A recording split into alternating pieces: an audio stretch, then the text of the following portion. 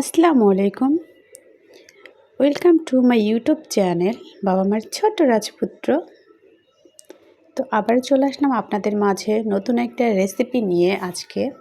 আজকে হচ্ছে আপনাদের সাথে আমি গরুর গোশ দিয়ে বুটের ডাল রান্না করব, রেসিপি শেয়ার করব। তো এখানে আমার রান্নার জন্য যা যা লাগবে সব কিছু নিয়ে আমি রেডি করে রেখেছি।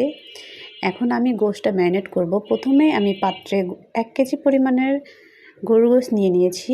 এরপরে এর মধ্যে একে একে দিব পেঁয়াজ কুচি, কাঁচামরিচ কুচি, এরপরে দিয়েছি গরম মশলা, এলাচ, দারচিনি, লবঙ্গ। এরপরে এর মধ্যে দিয়ে দিচ্ছি স্বাদ মতো লবণ। এরপরে এর মধ্যে দিয়েছি হলুদ গুঁড়ো, মরিচের গুঁড়ো পরিমাণ মতো। এরপরে দিয়েছি ধনিয়া গুঁড়ো, গরম মশলার গুঁড়ো। এরপরে দিচ্ছি আদা বাটা। এরপরে দিচ্ছি রসুন বাটা। এরপরে এর মধ্যে দিব তেল। এখন এগুলো ভালোভাবে ম্যারিনেট করে নিব সম্পূর্ণ গোশটাকে। তো এই দেখুন আমার গোশটা মাখানো হয়ে গেছে। এখন এর মধ্যে কিছুটা হাত ধোয়া পানিটা দিয়ে দিয়েছি। এই পর্যায়ে আমি গোশটা বসিয়ে দিব, ঢাকনা দিয়ে ঢেকে দিচ্ছি। গোশটা সিদ্ধ হওয়ার আগ পর্যন্ত প্রায় 10 মিনিট হালকা জালে আমি কষিয়ে নিয়েছি, যাতে গোশটা সিদ্ধ হয়ে যায়। এই দেখুন গোশটার মধ্যে অনেকটা পানি উঠেছে, এই পানির মধ্যেই গোশটা সিদ্ধ হয়ে যাবে। তো আবারও একটু ঢাকনা দিয়ে ঢেকে দিব। গোশটা সিদ্ধ হওয়ার আগ পর্যন্ত একটু অপেক্ষা করতে হবে।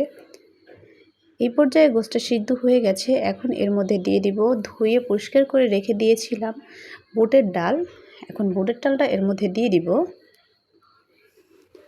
বুটের ডালটা দিয়ে কিছুক্ষণ ভালো করে বুটের ডালটাও গোশটার সাথে একটু কষিয়ে নিব ভালোভাবে নেড়ে চেড়ে একটু ঢাকনা দিয়ে ঢেকে দিতে হবে। আপনারা বাসায় ট্রাই করবেন এভাবে। আমার বাসায় সবাই খুবই পছন্দ করে।